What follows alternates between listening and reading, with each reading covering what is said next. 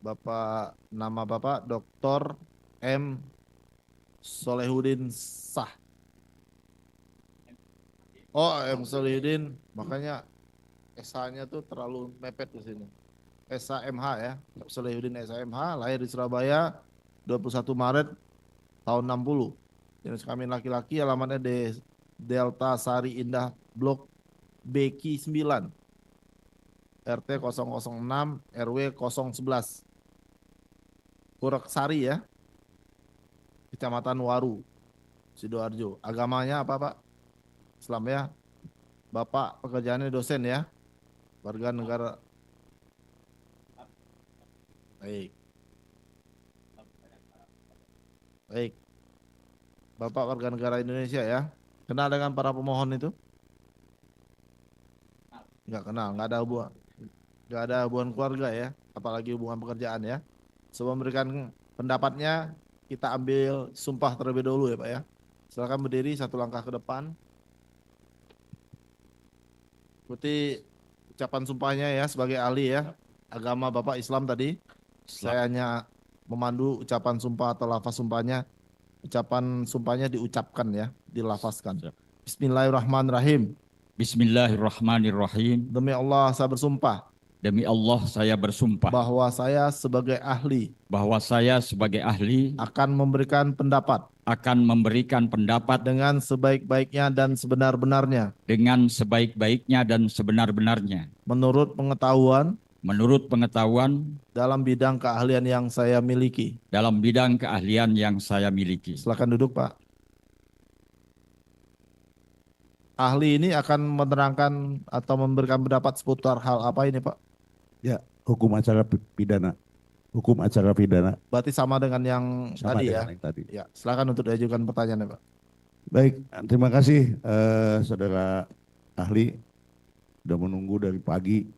Saya mohon maaf baru jam segini bisa dijadikan ahli di tempat ini karena situasi lah ya. Baik, yang pertama saya ingin menanyakan pada ahli tentang keahlian ahli beserta dengan dosen di mana, kemudian apakah juga karena hari ini saya mendapat hadiah buku, jadi saya tanya juga udah berapa buku nih udah bikin tentang hukum acara pidana. Terima kasih. Ya, jadi saya diangkat sebagai dosen tetap di Fakultas Hukum Universitas Bhayangkara Surabaya itu pada tahun 1987. Kemudian tugas belajar pada tahun 1993 di S2 dan di bawah bimbingan Profesor Muladi, tesisnya tamat tahun 95. Kemudian tahun 96 lanjut ke program doktor ilmu hukum Universitas Diponegoro Semarang di bawah promotor Profesor Dr. Barda Nawawi Arif. Dan kembali lagi ke kampus. Selama ini saya diberi tugas dan tanggung jawab untuk mengembangkan dan mengasuh bidang ilmu hukum pidana. Diberi mata kuliah hukum acara pidana, kemudian kejahatan terhadap nyawa dan harta di S1, dan selanjutnya di S2 diberi tugas dan tanggung jawab untuk mengasuh mata kuliah filsafat ilmu dan ethics in criminal justice, etika dalam peradilan pidana. Selama jadi dosen, saya sudah menghasilkan karya tulis ilmiah berupa buku literatur. Yang pertama, tindak pidana perbankan. Kemudian yang kedua, sistem sanksi dalam hukum pidana, ide dasar double track system.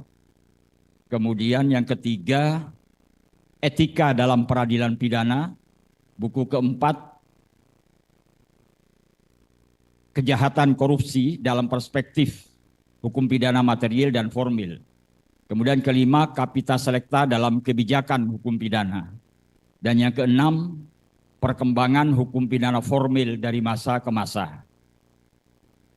Itu antara lain yang berbentuk buku literatur. Baik. Sekarang dari di luar organisasi kampus tahun 2020 sampai sekarang dipilih sebagai Ketua Perhimpunan Dosen Ilmu Hukum Pidana Indonesia. Demikian. Baik. Saudara ahli ini udah layak jadi profesor ya. Itu banyak buku yang sudah disampaikan, yang dibuat. Baik, saksi saya mulai dari, karena ini adalah mengenai upaya luar biasa PK, maka saya ingin pendapat ahli atau tentang sejarah PK itu bagaimana? Baik. Sejarah PK itu patut kita ketahui supaya clear dan clean di dalam memahami peninjauan kembali sebagai upaya hukum luar biasa. Sebelum lahirnya KUHP pada tahun 1981, PK itu dipicu oleh kejadian Sengkon dan Karta. Terpidana 7 tahun, 12 tahun di hasil putusan dari PN Bekasi. Nah, ketika dia dalam menjalankan pidananya itu, baru diketahui bahwa dia bukanlah orang yang melakukan tindak pidana pembunuhan tersebut. Jadi ada pihak lain yang melakukan tindak pidana pembunuhan itu. Gegerlah, kalau istilah sekarang itu menjadi viral, kasus Sengkon Karta itu. Nah, disinilah Mahkamah Agung berinisiatif mengadakan dengar pendapat DPR. Karena waktu itu DPR juga gaduh dengan adanya peristiwa Sengkon Karta ini. Melakukan dengar pendapat. Kenapa? Karena tidak ada mekanisme peninjauan kembali pada waktu itu. Singkat cerita, akhirnya Mahkamah Agung mempunyai inisiatif untuk mengeluarkan perma, peraturan Mahkamah Agung yang mengatur tentang mekanisme peninjauan kembali. Maka ketika itu dilakukanlah mekanisme peninjauan kembali itu. Dan jaksa justru yang mengusulkan agar terpidana Sengkon Karta ini dibebaskan. Itulah cerita singkat sebelum terjadinya KUHP, lahirnya KUHP. Itu pada tahun 78, yang pada waktu itu KUHP sedang dipersiapkan. Akhirnya pada tahun 1981, KUHP memuat mekanisme PK itu di dalam pasal 263 sampai dengan pasal 269, yang isinya sama dan sebangun dengan peraturan Mahkamah Agung. Bagaimana mekanisme PK itu? Nah, PK di situ diatur di dalam 263, jelas di dalam ayat 1-nya itu menjelaskan, ya, terhadap putusan pengadilan yang memperoleh kekuatan hukum tetap, ya, kecuali putusan bebas atau lepas, terpidana atau ahli warisnya dapat mengajukan peninjauan kembali. Ini ayat pertama. Artinya apa? Norma yang ada di pasal 263 ayat 1 itu jelas bahwa PK itu hanyalah untuk terpidana atau ahli warisnya. Mengapa hanya untuk itu? PK itu adalah lembaga herzining yang dimaksudkan untuk memberikan ruang keadilan yang tercecer bagi terpidana. Mengapa dikatakan ruang keadilan yang tercecer? Karena keadilan itu sifatnya subjektif relatif. Ada adagium pada waktu kita mendapatkan mata kuliah pengantar ilmu hukum di semester 1. Di situ Profesor Van Apeldoorn menyampaikan adagium itu. Summum ius summa injuria. keadilan yang tertinggi adalah ketidakadilan yang tertinggi. Keadilan itu subjektif relatif. Adil bagi jaksa belum tentu adil bagi terpidana. Sebaliknya, adil bagi terpidana belum tentu adil bagi jaksa. Karena kita sama-sama asyik masuk mengejar keadilan itu, maka semakin kita mengejar keadilan, semakin tertinggal oleh keadilan itu sendiri. Maka ada keadilan yang tercecer. Yang ini diberikan oleh hukum acara pidana hanya kepada terpidana. Jadi PK itu adalah ruang keadilan yang tercecer untuk terpidana. Bahasa kininya, PK itu adalah panggung dari terpidana untuk mencari dan mengumumkan keadilan agar keadilan itu teraih. Itulah yang disebut PK. Kemudian PK itu diatur selanjutnya di dalam ayat 2 itu. Apa sih alasan-alasan PK yang bisa dijadikan dasar untuk pengajuan? Itu tegas di situ dikatakan 3. Sebenarnya ada 4 kan di bawahnya itu. Tapi yang 3 inilah yang diutamakan. Ketiga-tiganya inilah yang disebut novum. Novum itu bukan yang ada di A itu, bukan. Novum itu bukan sekedar kata-kata. Dia adalah istilah yang digunakan dalam ilmu hukum pidana. Kalau arti dari sebuah kata itu disebut makna. Kalau arti dari sebuah istilah itu disebut konsep. Maka novum secara maknawi adalah baru. Makanya kalau ada cewek yang namanya Nova atau Novu itu artinya baru. Nova, Novi itu baru. Entah baru dilahirkan atau baru ditemukan atau baru-baru lainnya. Itu secara maknawi. Secara istilahi beda. Kalau kita ingin tahu makna kata, lihat saja di kamus. Tapi kalau kita ingin tahu konsep, karena arti dari sebuah istilah itu disebut konsep, itu harus membaca literatur supaya tidak salah. Apa itu novum? Jadi novum itu bukan apabila terdapat keadaan baru yang dapat menimbulkan dugaan kuat. Jika sekiranya keadaan itu sudah diketahui dalam persidangan terdahulu, maka akan menghasilkan putusan bebas atau lepas atau bla bla bla. Bukan keadaan baru saja novum itu. Keadaan baru. Novum itu bisa berupa wujud kenyataan yang baru ditemukan, yang baru muncul, yang baru ada sama sekali. Kehilafan yang baru ditemukan. Atau kekeliruan yang nyata yang baru ditemukan. Jadi makna baru di sini secara istilahi ya, adalah menyangkut soal waktu. Karena itu pengajuan PK tidak dibatasi oleh waktu. Karena dia hendak mencari bersama-sama bagaimana keadilan yang tercecer itu. Karena itu diatur di dalam pasal selanjutnya bahwa pemeriksaan pengajuan PK itu pengaju, saya menggunakan istilah pengaju. Karena dalam PK tidak ada pemohon dan tidak ada termohon. Dalam PK itu bukan siapa, tetapi apa yang diajukan. Tidak ada termohon, jadi jaksa itu bukan termohon PK, bukan. Hakim bukan termohon. Fungsi dan tugas jaksa, fungsi dan tugas penyidik, fungsi dan tugas hakim sudah selesai.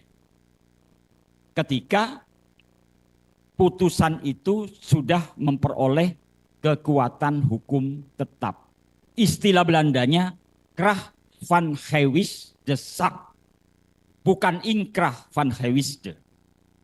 Yang sering muncul itu kan inkrah van gewisde. Salah. Memperoleh kekuatan hukum tetap itu krach van gewisde de zaak. Kalau inkrah van gewisde saya contohkan. Ketika ada sidang peradilan pidana, setelah pembacaan dakwaan, itu kan ada eksepsi biasanya. Kalau eksepsi diterima oleh majelis hakim yang mulia, maka majelis hakim akan memberikan putusan sela. Ketika itu tidak dilawan dengan naik banding, ya, maka putusan sela itu disebut ingkrah van gewisde, bukan krah van gewisdesak. Kenapa? Karena pokok perkaranya belum disidangkan, belum selesai. Makanya dia hanya ingkrah. Tetapi kalau PK itu putusan pengadilan yang sudah memperoleh kekuatan hukum tetap, sudah krah van gewisdesak, sak itu pokok perkara. Nah, ini istilah yang harus kita pahami bersama. Mengapa sih PK itu mengatur demikian? Tidak ada termohon dan pemohon. Ya karena fungsi dan tugas jaksa sudah selesai. Fungsi tugas penyidik sudah selesai. Fungsi tugas hakim sudah selesai. Sekarang PK, makanya PK diatur sebagai upaya hukum luar biasa. Yang aturannya luar biasa. Itulah PK. Karena itu PK berbeda penggunaan teori pembuktiannya. Kalau teori pembuktian pada pokok perkara itu menggunakan negatif wettelige bewijs teori. Teori negatif perundang-undangan yang kemudian dinormatifkan di dalam pasal 183 KUHP. Di situ dinyatakan hakim tidak boleh memidana. Tidak boleh, itu namanya negatif. Hakim tidak boleh memidana kecuali berdasarkan dua alat bukti yang sah dan hakim memperoleh keyakinan bahwa terdakwalah yang bersalah dan melakukan tindak pidana itu. Itu artinya teori pembuktian negatif wettelige bewijs teori. Itu yang digunakan dalam pokok persidangan. Dalam PK beda lagi teori pembuktiannya. Sama dengan dalam pra-peradilan. Pra-peradilan itu teori pembuktian yang digunakan oleh hakim yang mulia, hakim tunggal, adalah positif wettelige bewijs teori. Jadi teori positif perundang-undangan. Hakim tidak mendasarkan kepada keyakinan, hanya mendasarkan kepada perundang-undangan. Misalnya, apakah benar, apakah sah penetapan tersangka terhadap seseorang? Itu diperiksa. Penetapan tersangka itu kan harus ada minimal dua alat bukti yang sah. Ya diperiksa saja dalam pra-peradilan. Hei penyidik, kau punya dua alat bukti enggak? Oh punya Bapak Hakim, punya Ibu Hakim. Ini keterangan saksi, ini surat. Itu namanya pemeriksaan formalitas. Pra-peradilan adalah pemeriksaan formil. Itu menurut peraturan Mahkamah Agung. Sering ditangkap, dimaknakan secara salah. Pemeriksaan formil sering dimaknakan pemeriksaan formalitas. Kalau pemeriksaan formalitas tak ada gunanya itu pra-peradilan. Beda lagi dengan PK. PK itu menggunakan teori pembuktian yang disebut dengan istilah la conviction raisonning. Itu bahasa Perancis. Bahasa Inggrisnya conviction reason. Bahasa Belandanya Benergende overtuiging. Itu yang disebut teori conviction reason. Keyakinan hakim didasarkan pada alasan-alasan yang logis. Karena itu persidangan PK itu tak perlu mencari alat bukti, dua alat bukti sebagaimana disebutkan dalam pasal 184 KUHP itu. Kita semua mencarinya itu dengan alasan-alasan yang logis. Logika. Itu yang digunakan dalam PK. Sudah selesai itu penggunaan negatif wettelige. Bicara sana sini dan sebagainya. Pemeriksaan sidang PK itu ya sudah. Garis saja. Apakah pengaju itu mengajukan itu ada enggak tiga alasan itu? Tiga alasan itu limitatif, bukan kumulatif. Salah satu saja ada, itu bisa diterima. PK-nya. Bisa diterima. Tapi belum tentu dibenarkan oleh Mahkamah Agung. Karena Mahkamah Agung nanti akan menggunakan conviction reason. Makanya diatur di dalam KUHP itu. Apabila Mahkamah Agung tidak membenarkan. Begitu bunyinya itu. Apabila Mahkamah Agung tidak membenarkan, maka tidak membenarkan alasan PK, maka Mahkamah Agung menolak. Ayat 2-nya, apabila Mahkamah Agung membenarkan. Itu artinya apa? Mahkamah Agung akan menggunakan teori conviction reason. Enggak ngurusi lagi masalah alat bukti, tetek bengek dan sebagainya. Dia hanya menggunakan logika. Apa logika? Logika berpikir yang lurus, tidak bengkok-bengkok. Makanya PK itu hendak mengajarkan, hendak menyadarkan, hendak memberikan pemahaman kepada semua ahli hukum, khususnya aparat penegak hukum, bahwa kenapa ada PK? Ingin mengajarkan bahwa manusia itu sesungguhnya tempat salah dan lupa. Begitulah dalam bahasa agamanya itu, al-insanu mahallul khotta wan nisyan. Manusia itu tempat salah dan lupa. Makanya diatur oleh PK. Ini loh, meskipun kau manusia advokat, manusia jaksa, manusia hakim, manusia penyidik, itu tempat salah dan lupa. Diberi ruangan oleh hukum acara. Carilah. Artinya apa? Maka aparat penegak hukum yang tergabung di dalam criminal justice system hendaknya menurunkan ego. Jangan menaikkan emosi. Semua merenung. Kita ini manusia. Mungkin saja ada kesalahan. Dengan kata lain, PK itu tidak mempersoalkan kesengajaan unprofesional. Enggak, unprofesional itu kesengajaan untuk tidak melaksanakan peraturan karena berbagai faktor. Entah itu karena bunga mawar merah tanda cinta itu, atau karena kekuasaan penyalahgunaan, itu enggak. PK tidak mempersoalkan kesengajaan yang dibuat. Itu urusan tindak pidana. Jadi kalau ternyata ada kesengajaan-kesengajaan aparat, ya, itu laporkan, itu tindak pidana sendiri itu. Sebetulnya kalau itu bukan delik aduan, polisi harus bertindak. Oh, ini ada unprofesional. PK hanya ngurusi yang tidak profesional. Artinya ada kelalaian sebagai manusia, ada kehilafan, ada kekeliruan. Oh, ada keadaan baru yang muncul. Jika sekiranya itu sudah diperiksa dulu, maka putusan bebas atau lepas. Maka itulah yang kita cari di dalam persidangan ini. Mengapa jaksa itu tidak termasuk sebagai termohon? Kehadiran jaksa diatur di dalam PK. Kehadiran jaksa hanyalah dapat memberikan pendapatnya. Titik. Karena itu jaksa seharusnya tidak usah membuat kontra memori PK. Kontra memori kasasi yang ada. Memori kasasi yang ada. Yang ada dalam PK, jaksa dipersilakan, diperkenankan memberikan pendapatnya. Artinya apa? Karena jaksa tidak bertindak sebagai penuntut umum.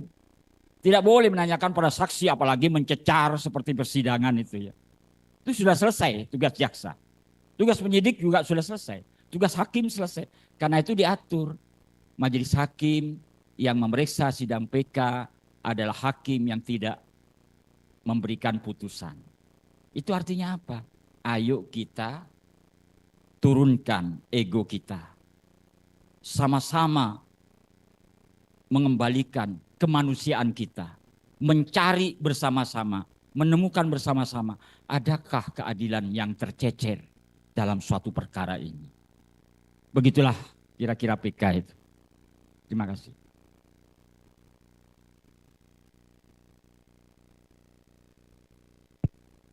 Jadi kesimpulannya tadi saya sudah dengarkan panjang sekali. Jadi menurut pendapat ahli bahwa di dalam pemeriksaan PK ini fungsi dan peranan tadi di hari ini disebut masih termohon gitu. Tapi ahli menyatakan bukan termohon ya.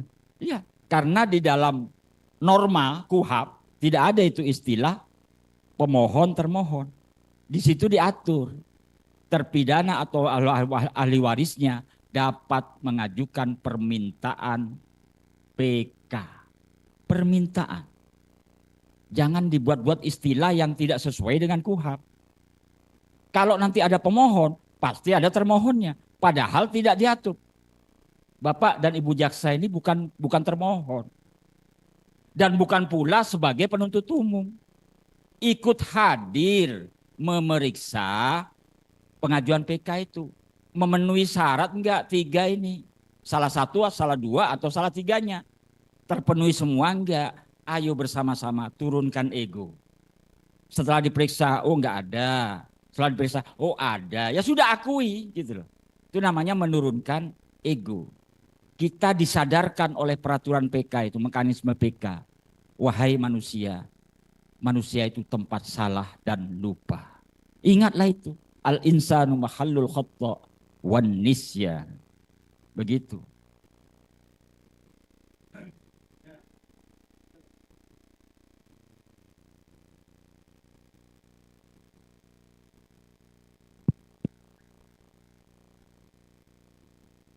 Ya salah satu contohnya dalam persidangan PK ini jaksa ini atau termohon ini tidak boleh mencecar ya. Ya, karena tidak bertindak sebagai penuntut umum. Sudah didengarkan saja. Hai terpidana yang diwakilkan pada kuasa hukum. Pendapat kamu itu beda dengan pendapat saya. Pendapat saya itu demikian. Ya sudah, nanti masukkan dalam berita acara pendapat. Begitu aturannya PK itu, baca saja di 263 sampai 269. Ya. Gitu. Saya sependapat mengenai hal ini. Tapi memang saya beberapa kali mengadakan atau PK ini beda-beda di tiap tempat. Ada yang seperti yang Bapak sebutkan, ada yang juga yang mempersilahkan. Iya. Jadi karena memang SOP-nya belum begitu jelas ya atau aturannya belum begitu Ya, jelas sehingga jadi makanya saya sebagai Ketua Perhimpunan Dosen Ilmu Hukum Pidana Indonesia pada hari Jumat dan Sabtu kemarin mengadakan acara seminar nasional. Ada 20 guru besar yang hadir di acara seminar di Surabaya. Saya beri judul, tema bedah total kasus Vina Cirebon bersama para pakar hukum pidana dan kriminologi Indonesia. Hadir 100 peserta di situ. Di situ kenapa saya berpendapat kasus Vina Cirebon ini memaksa kalangan hukum untuk belajar kembali, merenungkan kembali. Kalau ingin negara Republik tercinta ini masih dikatakan sebagai negara hukum, bukan negara kekuasaan. Itulah kesimpulan dari seminar bersama para pakar hukum pidana dan kriminologi se-Indonesia. 2 hari, 3 hari yang lalu di Surabaya. kira-kira kalau kami boleh tahu poin-poinnya apa saja?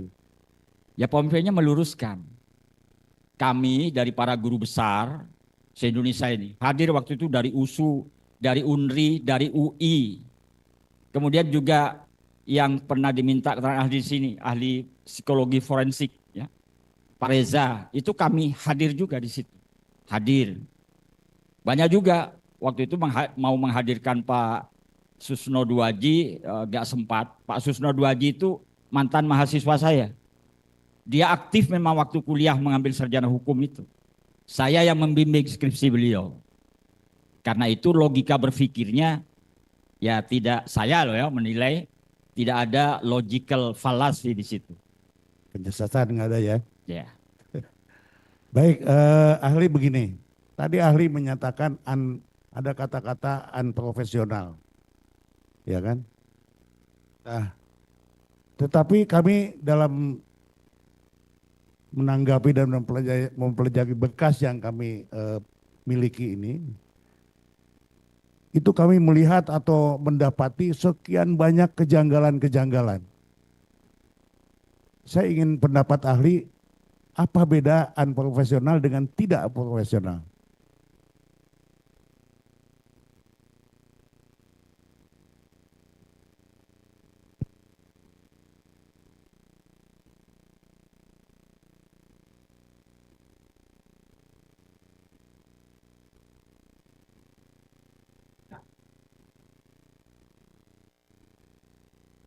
Kalau tidak profesional itu terkandung kehilafan, kesilapan, ketidaksengajaan.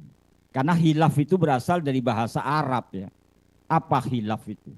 Khalafa yakhlifu hilafan. Salah yang tak disengaja. Hilaf. Silap. Beda dengan kekeliruan yang nyata. Salah dengan keliru itu beda. Kalau keliru itu mengenai objeknya, misalnya objeknya seharusnya A, ternyata disebut B. Itu namanya keliru, bukan hilaf. Nah itu perbedaannya. Dan itulah yang dicari dalam alasan PK ini. Ditemukan nggak soal kehilafan hakim? Ditemukan nggak kekeliruan yang nyata dalam putusan? Jadi termohonnya dalam tanda petik, termohonnya PK itu adalah putusan, bukan jaksa. Kan di situ putusan semua itu. Apabila terdapat keadaan baru yang dapat menimbulkan dugaan kuat, bla bla bla, itu di putusan. Boleh ada di luar putusan, tapi ada kesinambungan atau berkaitan dengan putusan. Yang kedua, apabila pelbagai putusan, putusan semua. Yang ketiga, apabila dalam putusan nyata-nyata ada kehilafan hakim, putusan termohonnya itu. Jadi semua fakta-fakta di persidangan ini difokuskan. Ada enggak yang masuk pada A? Ada enggak yang masuk pada B? Ada enggak yang masuk pada C? Yang itu tidak masuk, dipilah-pilah. Oh ini unprofesional, seperti penyiksaan yang saya ikuti dalam medsos. Oh terjadi penyiksaan, itu tindak pidana, bukan urusan PK. Laporkan saja ke pihak yang berwenang. Jadi dipilah-pilah nanti. Dan itu dimasukkan ke berita acara sidang. Pendapat jaksa, buat berita acara pendapat. Saya tidak sependapat dengan pengajuan PK. Begitu. Dengan argumentasi tentunya. Argumentasinya itu yang logis. Berdasarkan logika hukum. Apa sih penalaran dan logika hukum itu? Penalaran itu adalah proses berpikir dengan menggunakan aturan. Aturan-aturan di dalam berpikir itu disebut logika. Kalau begitu, ada orang yang berpikir tidak menggunakan aturan. Banyak. Masyarakat kita itu banyak. Berpikirnya tidak menggunakan aturan. Apalagi menggunakan logika. Karena logika itu ilmu dia. Itu kalau di Fakultas Hukum 2 semester itu. Penalaran hukum semester sendiri, logika hukum semester sendiri. Padahal itu nanti yang akan digunakan dalam teori pembuktian PK. Pasti putusan Mahkamah Agung ada alasannya. Alasan-alasan yang logis. Entah itu di Mahkamah Agung menolak atau membenarkan. Berarti kalau membenarkan, putusan terdahulu dibatalkan. Dan Hakim Agung akan memberi putusan bebas atau lepas atau bla bla bla seterusnya. Ya. Demikian. Baik, saya lebih meruncing lagi sekarang. Dalam satu tindak pidana, kan ada hak tersangka, pasal 52 dan kemudian dihubungkan dengan pasal 56. Ya kan? Iya. Ya hak tersangka untuk bebas dia untuk mengungkapkan pandangannya, kemudian dikaitkan dengan pasal 56 tentang hak dia, kaitkan lagi dengan pasal 114 wajib dia mendapatkan pendampingan apabila ancaman hukumannya 5 tahun lebih atau ancaman hukuman mati. Iya. Pertanyaan saya, apabila pasal 52 kemudian dihubungkan dengan pasal 56 dihubungkan dengan pasal 114 ini tidak dilakukan, tidak dijalankan oleh penyidik, apa akibat hukumnya? Nah, nanti karena persidangan sudah masuk kepada persidangan, maka hakim majelis yang mulia yang akan memeriksa semua itu. Apakah ini didampingi oleh pengacara sesuai wajib tadi harus didampingi. Ketika hakim itu tidak memeriksa itu, itulah yang disebut kehilafan hakim. Sebagai manusia bisa hilaf. Hakim tidak dikatakan sengaja. Itulah yang disebut kehilafan. Itu masuk pada alasan yang ketiga. Begitu. Jadi ini masuk kepada alasan yang ketiga. Alasan yang ketiga. PK. Iya, PK. Oh, ini ada kehilafan. Mana? Hakim tidak memeriksa atau lalai, ya. Lupa, hilaf. Bukan pengertian hilaf anak-anak sekarang itu. Anak-anak sekarang itu kan kalau berselingkuh hilaf katanya. Salah itu. Kan begitu. Maafkan saya hilaf. Berselingkuh kok hilaf. Berselingkuh itu sengaja, unprofesional gitu. Kalau gitu. Bukan tidak profesional. Ya. Itu bahasa Arab ya, sekali lagi bahasa Arab. Ya. Nah kemudian saya lanjutkan bahwa di dalam satu tindak pidana, di dalam berkas perkara itu ada ekstraksi tentang HP. Ya. Tetapi anehnya ekstraksi itu tidak dijadikan bukti dalam persidangan. Tapi dalam berkas itu ada gitu. Padahal kalau saja penyidiknya yang tadi Bapak ahli bilang tidak profesional ya, mau mencari saksi-saksi yang ini pasti putusannya akan berbeda. Iya. Nah, pertanyaan saya adalah bagaimana ini satu keadaan yang tidak profesional ini yang kemudian merugikan para terpidana sehingga dia dihukum seumur hidup. Apakah ini termasuk dalam kategori kriminalisasi? Nah begini, harus dilihat dulu apa ekstraksinya.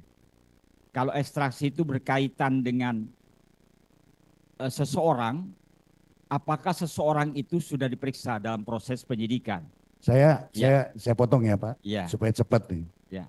Dalam ekstraksi itu menyatakan tentang kondisi pada pukul satu waktu gitu, Ya. bahwa 22.14 dia itu masih berinteraksi, berkomunikasi. Betul. dengan Saya sudah paham itu. Tapi Betul. menurut penyidik 9:30 dia sudah meninggal. Iya, itu harus dicocokkan, disinkronkan dengan saksi baru ini yang muncul di ekstrak. Itu kan namanya korban ada komunikasi dengan seseorang. Iya. Seharusnya dalam tindak pidana pembunuhan, apalagi itu pembunuhan berencana, kriminalistiknya, ilmu tentang penyelidikan dan penyidikannya itu, yang pertama kali harus diperiksa adalah orang-orang yang terakhir yang bersama korban. Nah, kalau ada saksi baru, itu namanya novum. Apabila sinkron dengan ekstraksi, maka saya katakan, karena saya melihat perkembangan kasus ini, kesaksian Widi dan Mega yang dikuatkan oleh ekstraksi, saya menyimpulkan itulah novum yang sempurna. Ya, saya pertanyaannya nggak ke situ Pak Ahli.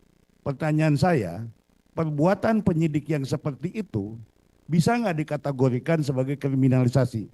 Faktanya mereka ini rugi dihukum seumur hidup. Ya, jadi itu kalau soal kriminalisasi atau perekayasaan kasus itu masuk pada ranah tindak pidana tersendiri. Tidak atau bukan urusan PK. Harus dilaporkan itu. Termasuk yang saya katakan tadi, ada enggak penyiksaan? Kalau ada, ya laporkan. Kalau misalnya merekayasa dengan ekstraksi disembunyikan, itu tindak pidana tersendiri. Bukan urusan PK.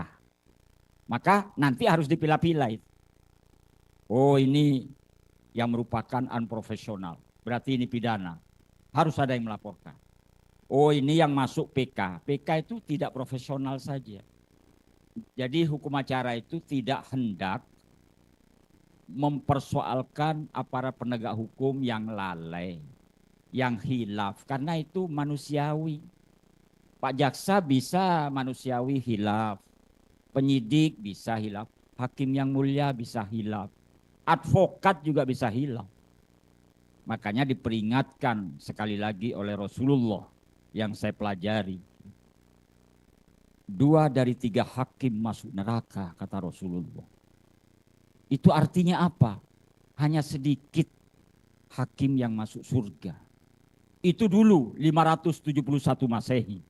Tapi dalam konteks kekinian, sabda Rasul itu bisa dimaknakan 2 dari 3 penegak hukum masuk neraka, termasuk advokat.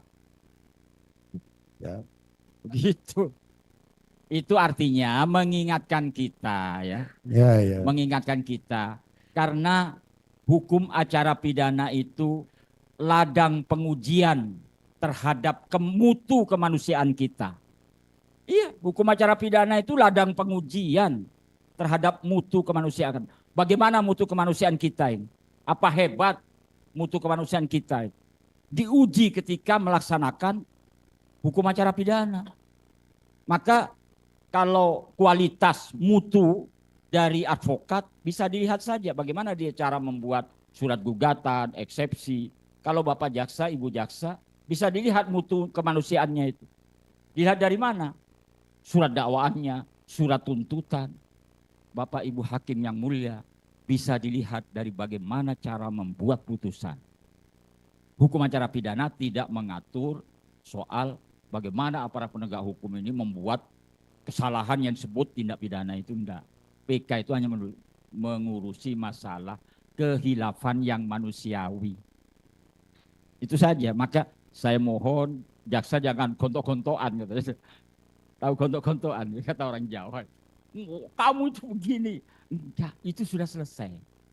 Tugas Bapak dan Ibu jaksa selesai sudah semua. Ayo kita turunkan ego, cari. Ada enggak keadilan yang tercecer?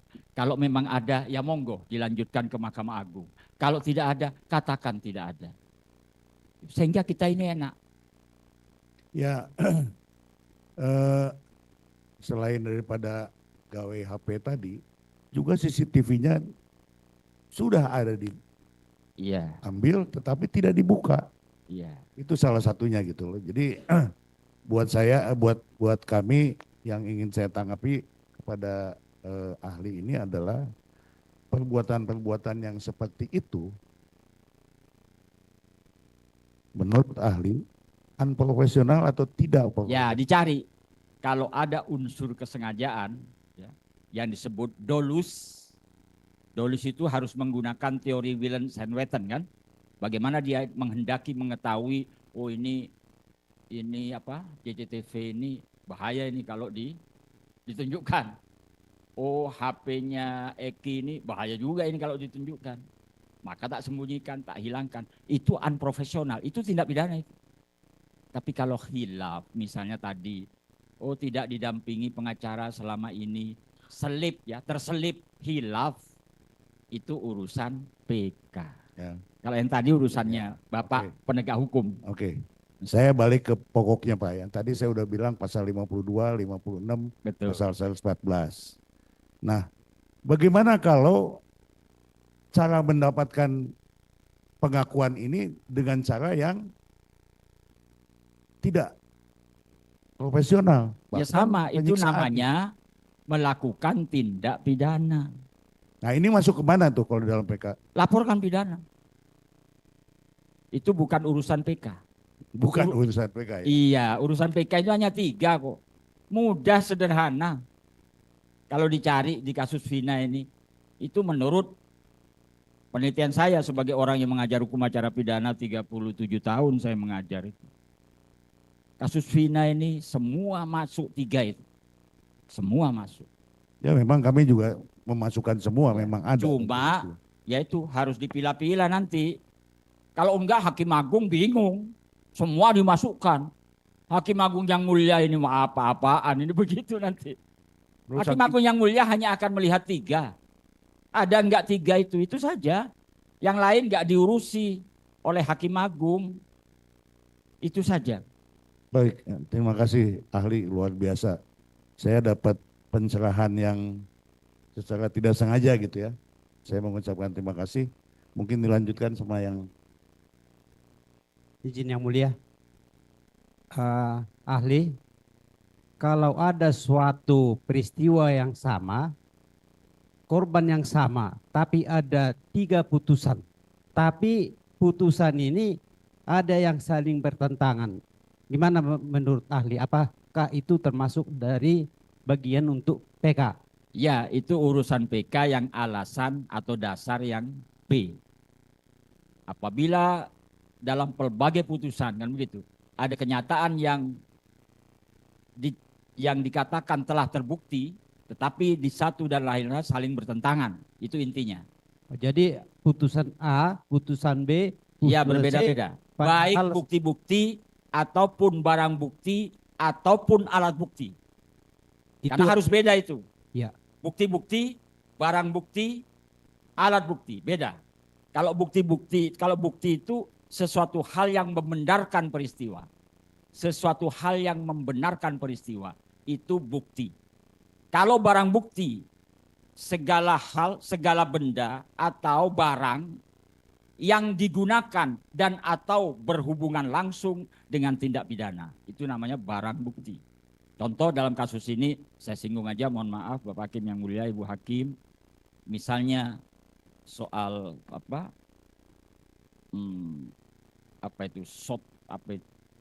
kemudian di celana dalamnya itu ada bercak darah. Shotnya itu barang bukti. Tetapi belum tentu menjadi alat bukti. Dia akan menjadi alat bukti ketika diperiksa di laboratorium. Hasil pemeriksaan itu disebut atau masuk pada alat bukti. Jadi alat bukti itu seperangkat hal yang digunakan sebagai dasar untuk pemidanaan. Begitu. Oke. Terima kasih ahli, terima kasih yang mulia.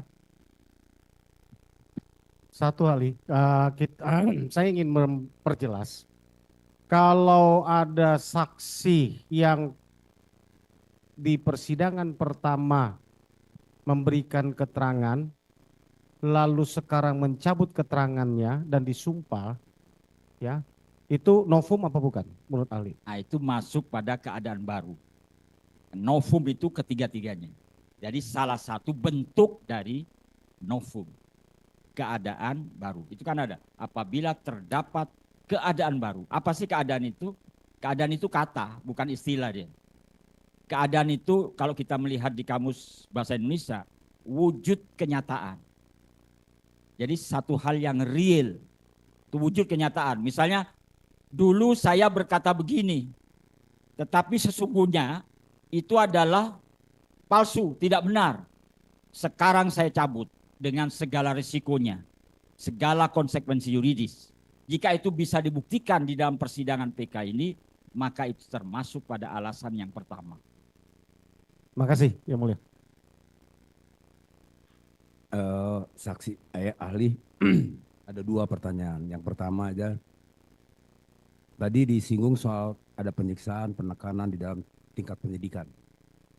Kalau seandainya fakta ini terungkap di dalam persidangan, lalu tidak dipertimbangkan oleh hakim, apakah itu bisa dikualifikasikan sebagai khilafan hakim? Ya begini, kalau soal penyiksaan dan macam-macam itu mengapa majelis hakim tidak mempertimbangkan?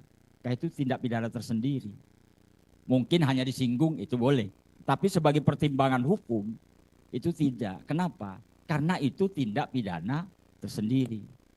Kalau hakim yang bijaksana pasti akan menyuruh ini tindak pidana sendiri, laporkan. Begitu. Kalau seandainya sekarang yang kedua, dalam pertimbangan hakim itu substansinya hanya narasi, Ya. narasi, tanpa ada substansi yang konstantir terhadap alat-alat bukti. Misalnya, Ya.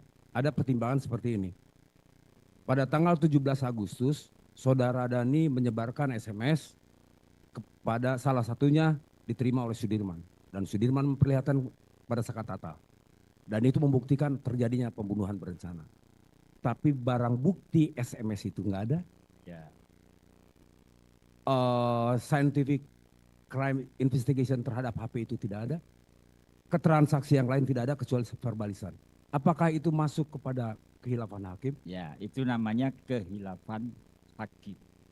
Tidak memeriksa sesuai dengan bagaimana cara menilai alat bukti yang sah. Karena alat bukti yang sah itu harus memenuhi kriteria 4. Alat bukti yang sah itu harus valid, harus relevan, harus signifikan, dan reliable. Valid itu soal keabsahan, validitas. Bagaimana cara memperoleh alat bukti itu dan kapan diperoleh alat bukti. Itu soal validitas.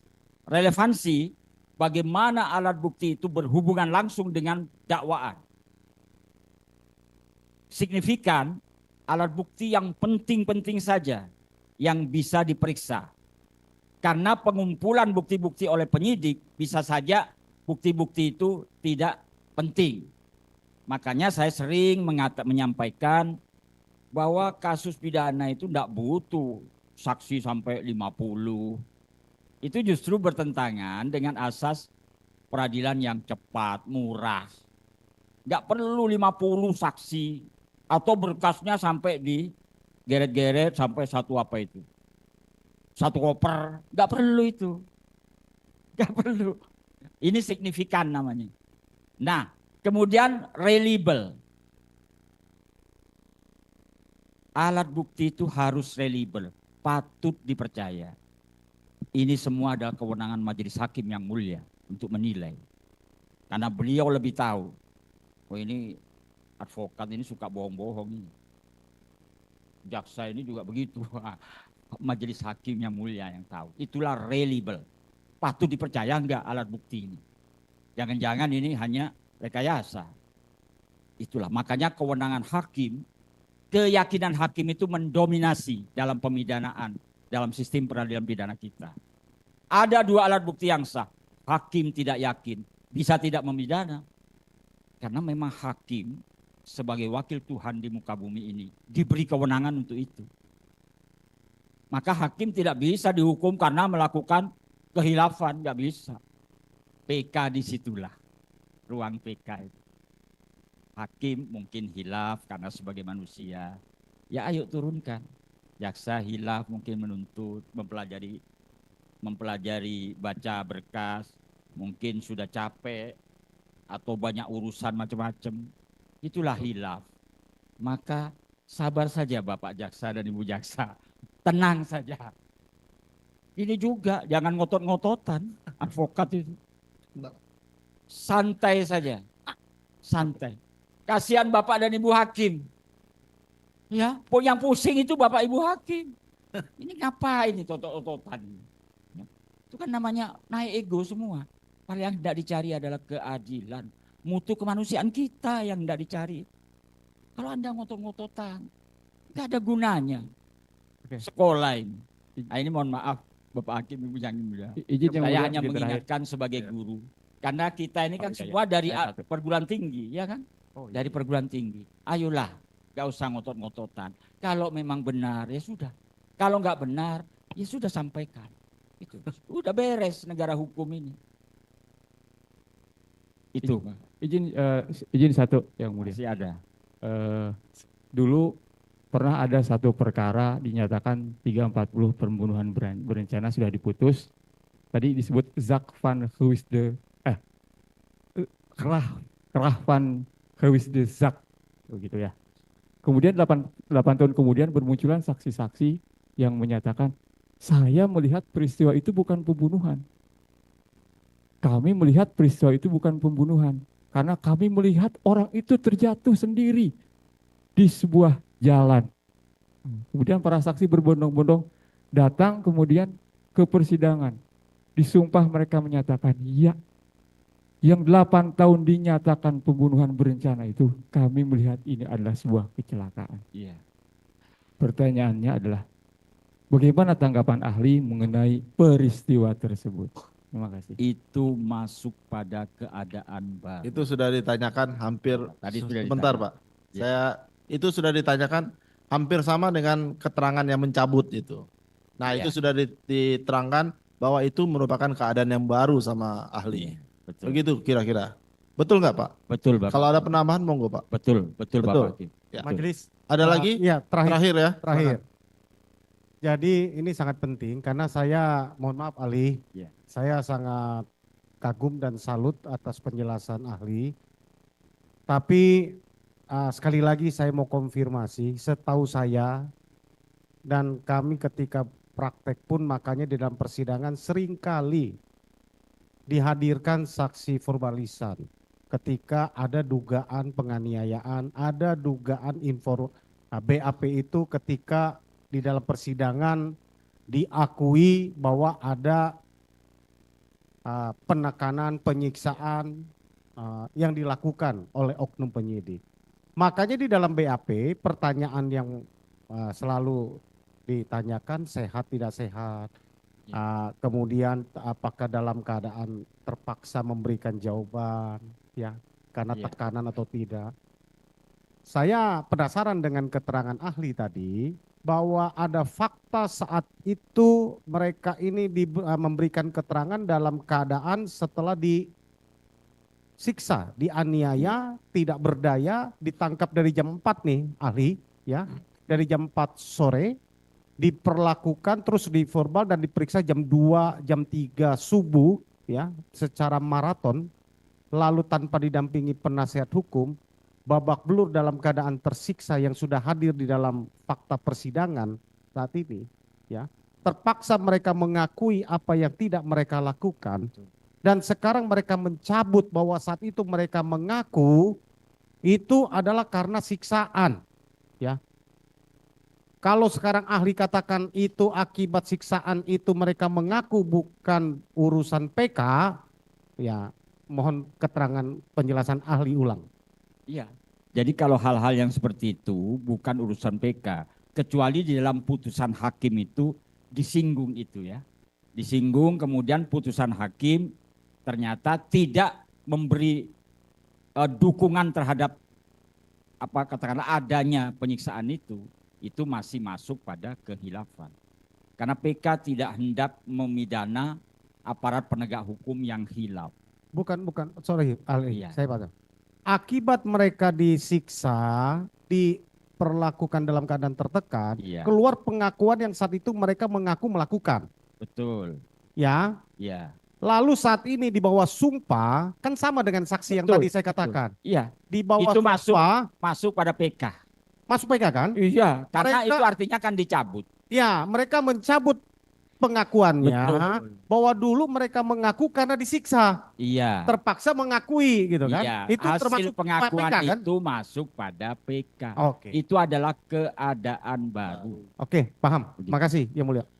Kalau penyiksaannya itu tindak pidana. Ya, paham, Ya. paham. Oke. Makasih. Sampai di sini ya. Cukup. Cukup. Saya kasih waktu lebih.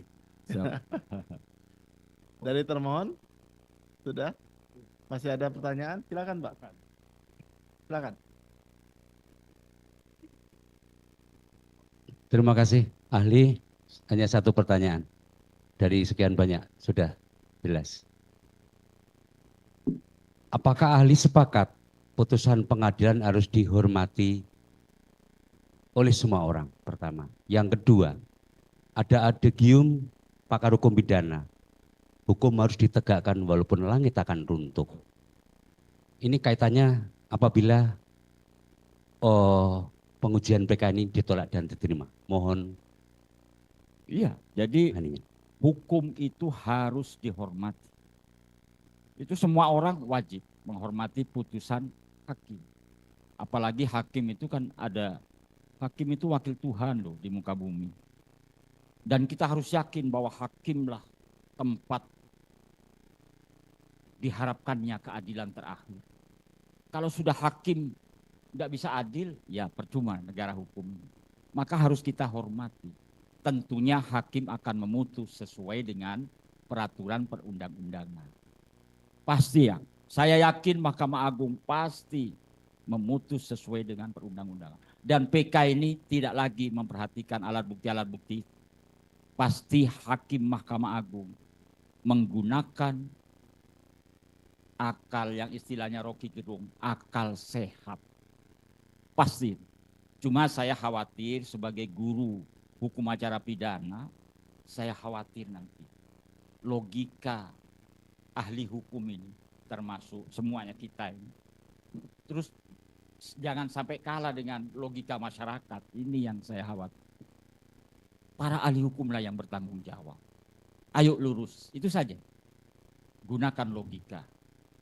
Terima kasih Yang Mulia, kami sudah cukup. Masih ada yang lain?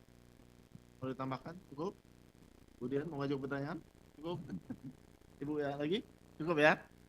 Baik, dari pemohon, tim, penasihat, cukup? Cukup. Kalau dari para pemohon, nggak ada tanggapan ya? Bapak mau ngasih gambaran lagi mengenai persidangan ini? Ya, saya kira itu saja Bapak Hakim yang mulia, bahwa hukum itu memang harus benar-benar ditegakkan dengan menggunakan logika, akal sehat. Itu saja. Oke. Ada yang mau disampaikan lagi Pak? Selain itu? Cukup ya. Terima kasih Pak atas pendapat-pendapatnya mengenai hal-hal yang dikemukakan tadi. Sangat bermanfaat sekali. Membuka wawasan bagi kami semua di sini. Ya. Terima kasih banyak atas ilmunya. Saya ucapkan tidak ada kata lain selain terima kasih Pak. Semoga Bapak selamat sampai tujuan. Terima kasih Pak. Terima kasih Pak. Ya, Pak.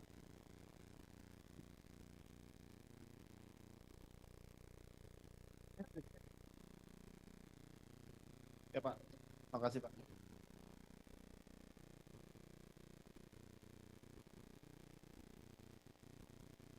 kasih Pak.